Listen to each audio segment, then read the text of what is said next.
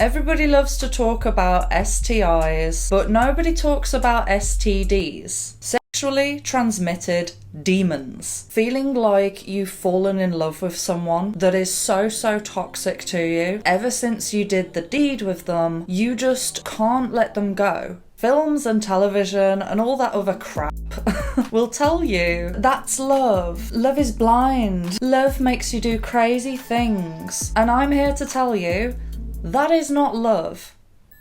Hi guys, welcome back to my channel. If you're new here, my name is Yolanda Melody. So in today's video, we're going to be talking about something called soul ties and why it's so important to be careful who you sleep with. And when I say sleep, I'm not talking about sleeping, I'm talking about the deed. I've known about soul ties for quite a long time, but before I do a video, I always like to do a little bit of extra research just so that I can compile everything together in my video. However, when I was doing research for this video, the weird thing that I found was that there's not actually that many videos about soul ties, and that kind of leads me to think, why?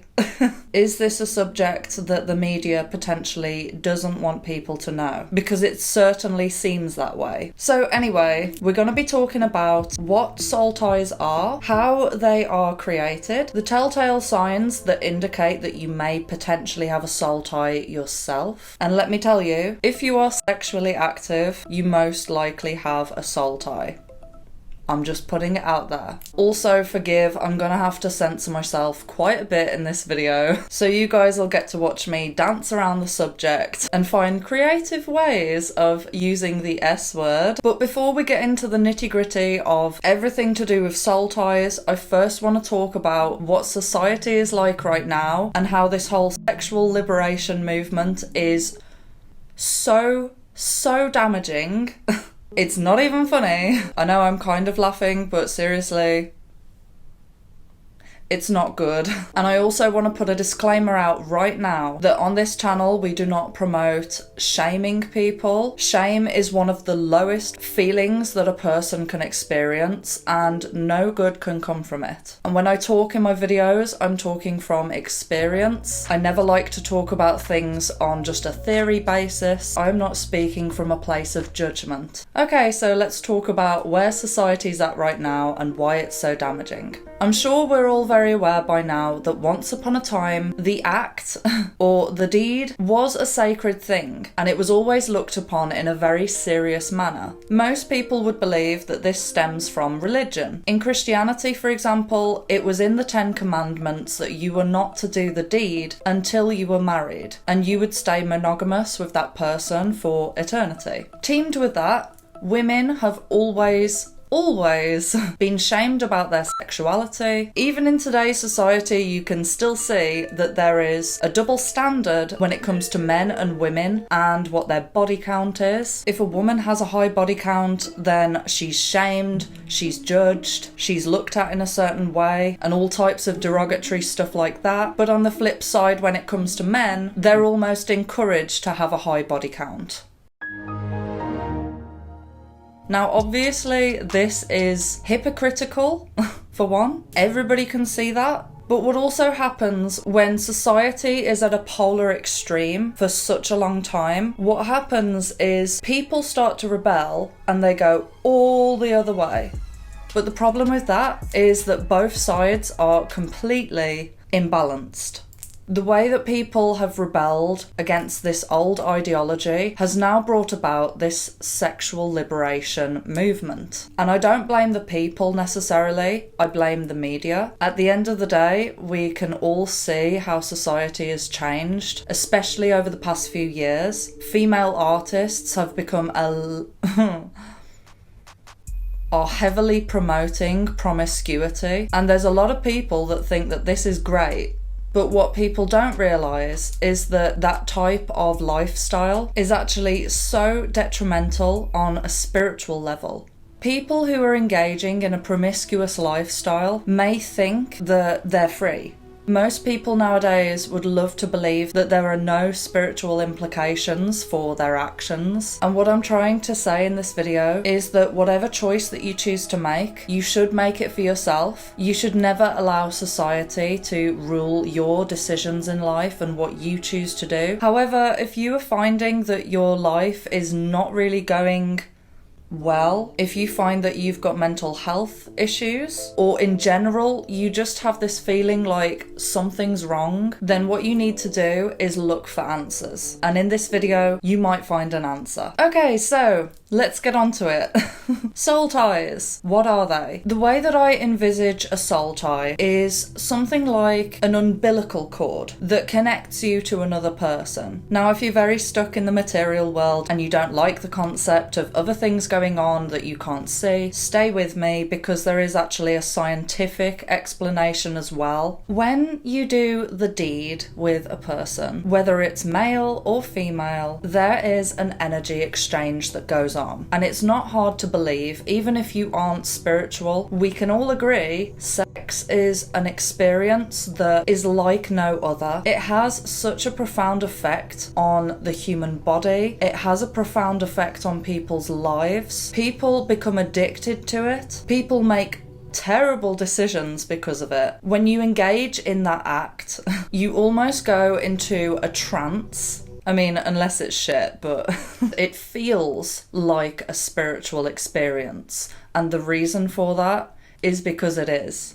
It affects both men and women. However, unfortunately, women tend to suffer more when it comes to soul ties because on a physical level, women are receivers. So it figures that on a spiritual level, they are receivers. So if you're a woman watching, let me ask you this question. Have you ever done the deed with someone and then suddenly you can't get that person out of your head? Suddenly you've developed all types of feels. You might become a little bit obsessed with them. You might be checking on their social media. Have you ever noticed a switch that as soon as you give your body to someone, suddenly you feel out of control within yourself? Does that sound familiar? Okay, so let me ask you another question. Have you ever found that after you do the deed... This is really annoying with the censorship. I'm gonna carry... You have intrusive thoughts that you never had before, or maybe you even start to notice that you're developing similar traits to that person. If any of that sounds familiar, then I can confidently say that is a soul tie. I know that it sounds like a really scary concept, but don't panic. In my videos, I always want to leave you guys with answers. And if I'm going to explain the severity of something, I am always going to try and give you a solution. One thing that I think a lot of girls will be able to relate to is feeling like you've fallen in love with someone that is so toxic to you. You know that they don't have your best interests at heart, but yet ever since you did the deed with them, you just can't let them go. Films and television and all that other crap will tell you that that's love. Love is blind. Love makes you do crazy things. And I'm here to tell you that is not love. I am telling you that is attachment. And the moment that you start to distinguish the difference between those two things, your whole world will open up. You'll start to realise that so much of the stuff that is fed to us through the media, films, television, is a load of crap.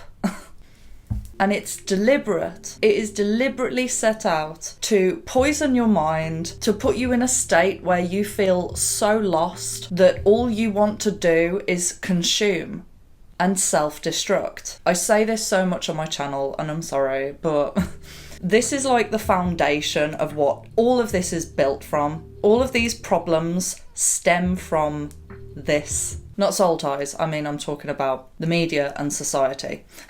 Anyway, going on a tangent. So, another strange thing that you may notice is guys are not exempt from suffering the consequences of promiscuity. Have you ever noticed that a guy who is a player doesn't really tend to have his shit together?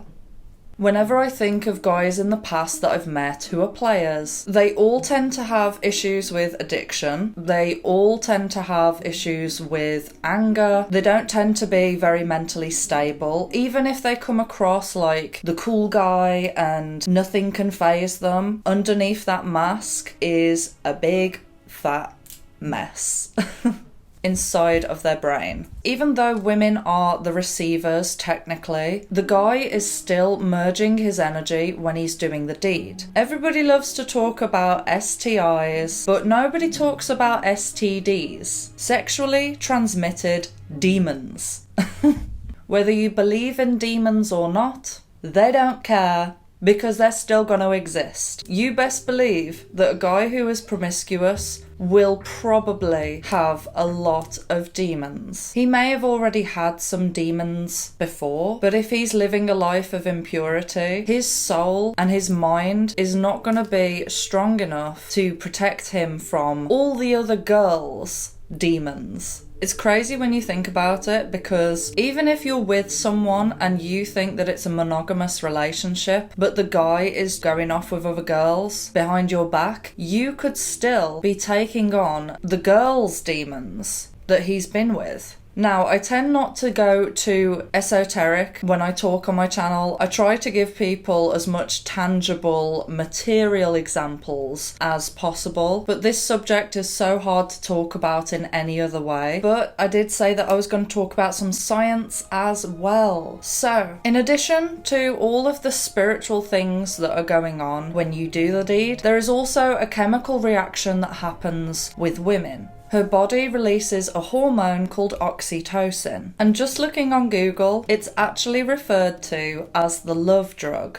Watch me dance around the censorship for this. Oxytocin is a hormone and a neurotransmitter that is involved in childbirth and breastfeeding. It is also associated with empathy, trust, sexual activity, and relationship building. It is sometimes referred to as the love hormone because levels of oxytocin increase during hugging and the big O. So even if you weren't to believe all of the spiritual aspects of this, there is a scientific explanation as to why this happens. And when people talk about, I don't believe in spirituality, I believe in science, science can only explain what is measurable by human perception. If we limit ourselves to only believing in what has already been scientifically proven, then we are limiting our perception and we're limiting our ability to find answers. Because the whole basis of science is to find answers. So that's all I'm going to say about that. Something that I read a while ago really just summed this whole thing up in one sentence, right? This person said, don't ever sleep with someone that you wouldn't want to be. Think about that. Oftentimes people will get into a relationship with someone because of the way that that person makes them feel about themselves. But I think that a lot of us can agree that we've done the deed with people that we wouldn't want to be anything like.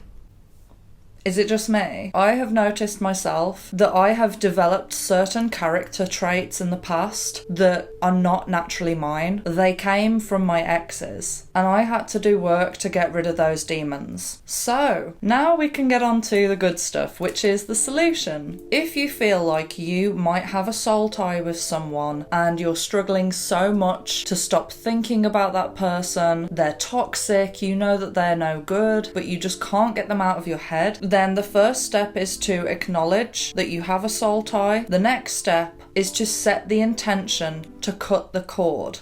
I used to struggle a lot when spiritual teachers used to come up with some kind of visualization exercise and they just said, imagine a white light around you, or visualize this angel. Sometimes we have to do a lot of spiritual work first before we start to rely on just visualization. But if you have a strong mind and you feel powerful within yourself, I would say that just setting the intention to cut the cord or to cut the soul tie, that will be enough enough. But for some people, they need a catalyst. If you are a Christian, or if you have a very strong belief in God, like I do, like I'm not a Christian, but I'm strongly in tune with God, then one of the best things that you could do is to pray. Just acknowledge and apologize to yourself. If you have been sleeping with this person and you feel like you've had no control over it, if you've kept going back to this person over and over again and you know that they're bad for you, you're going to be holding a certain level of shame. There may be a part of you that is attacking you.